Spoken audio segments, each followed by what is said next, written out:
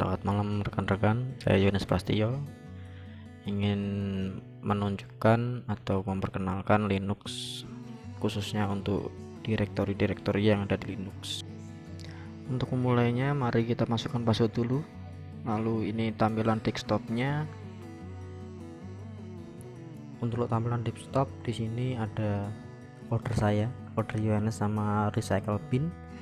Untuk recycle bin ini sama sih kayak yang di Windows, isinya nanti sampah atau file-file yang sudah dihapus dari file milik kita sendiri, terus kita hapus, nanti akan masuk ke dalam sini atau recycle bin. Untuk folder home atau folder Yohanes itu nanti isinya adalah misalkan kita download atau menyimpan file, nanti bisa nyimpan di dalam situ.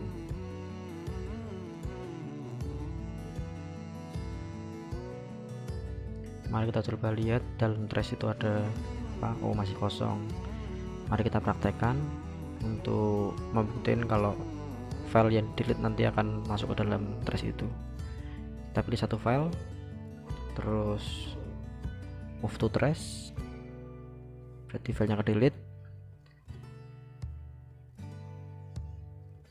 Nah, kita kembali ke folder trashnya, kita klik 2 kali. Nah, di situ ada folder trashnya, terus ada file yang kita delete tadi. Karena masih saya pakai, akan saya restore lagi.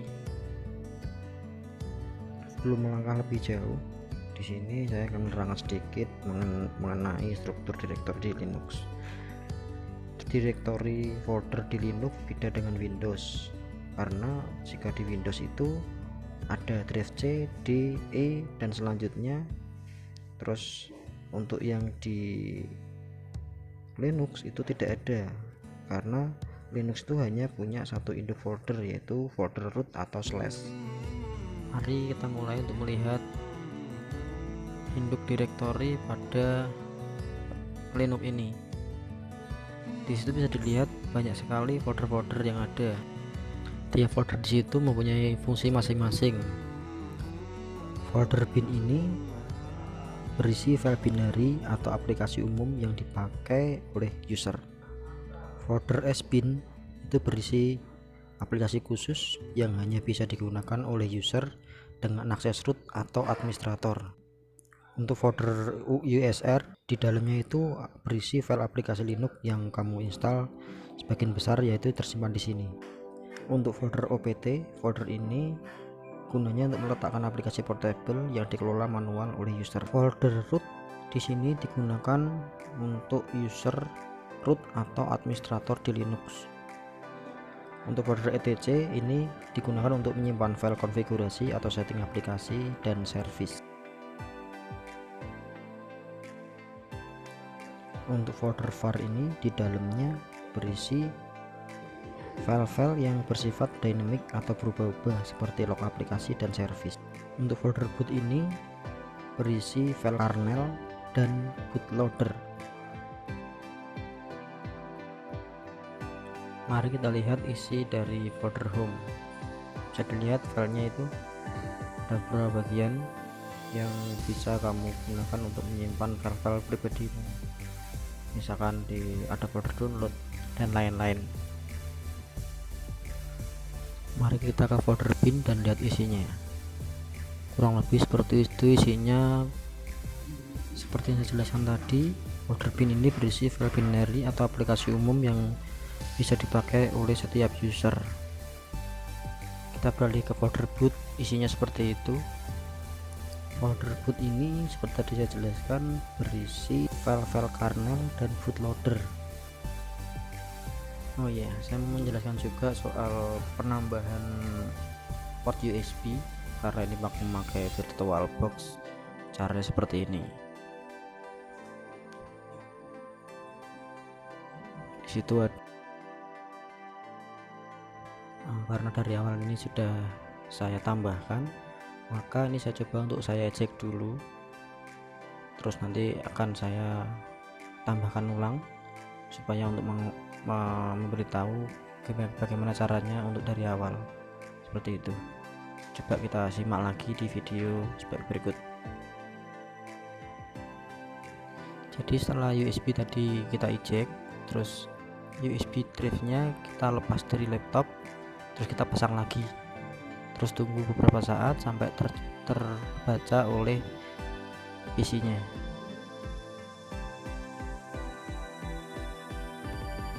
Setelah tadi proses diklik, terus nanti ada kayak notifikasi di atas kalau USB sudah terdeteksi, lalu tinggal dibuka lewat, kita bisa membukanya lewat, ada pilihan itu di bagian dashboard, bagian USB, diklik aja, nanti nunggu beberapa saat sampai semua file itu dibaca oleh sistem.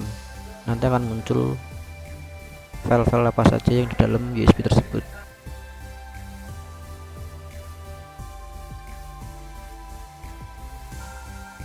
Nah, setelah itu ayo kita nyoba untuk mengganti background dengan cara mengcopy file tersebut ke dalam folder desktop. Terus setelah itu kita lihat apakah file tadi sudah tercopy. Kalau sudah tercopy tinggal di open, nanti tinggal set as desktop melalui pilihan di file, nanti set as desktop background. Di situ ada dua pilihan, kalau mau diganti semua ya dicentang semua, kalau salah satu ya dipilih salah satu, nanti tinggal diklik OK. Nah, sudah berhasil.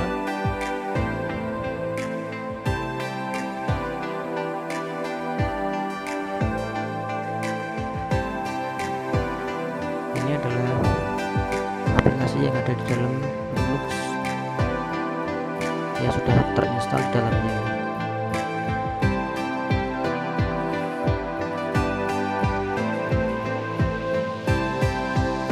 Yang itu adalah terminal, yang itu adalah VirtualBox. Kalau aja yang ada mau iseng-iseng mau install MikroTik di situ juga bisa.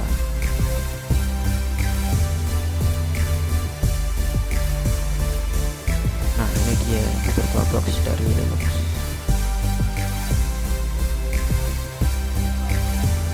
Itu adalah folder aplikasi semuanya. Itu yang bagian disorot itu adalah yang sering digunakan. Terus untuk all ini adalah keseluruhan dari aplikasi yang terinstall.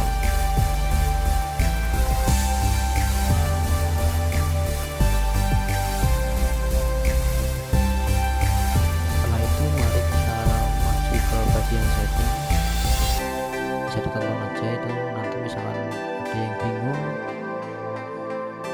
akan saya bantu sedikit untuk menerangkan. Di bagian paling atas itu adalah network. Ini nyeting koneksi internet yang kamu pakai. Yang ini background, kita bisa memilih sesuai keinginan kita. Caranya seperti itu. Kita bisa memilih folder di mana gambar itu bisa berada atau ditempatkan, terus kita masuk aja, terus kita pilih salah satu file yang kita inginkan. Kita coba salah satu.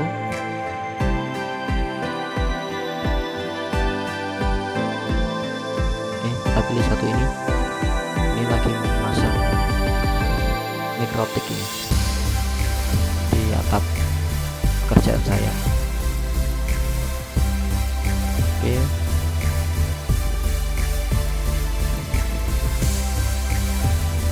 kita butuh klik 2 kali, lalu kita okein. Nah, sudah selesai untuk backgroundnya.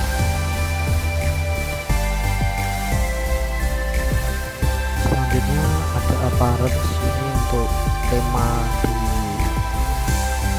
tampilannya. Ada light, ada dark, ada yang satunya full light. Untuk pengaturan selanjutnya silakan disimak saja dan dicoba-coba. Kurang lebih seperti itu pengaturannya yang ada di Linux Ubuntu ini.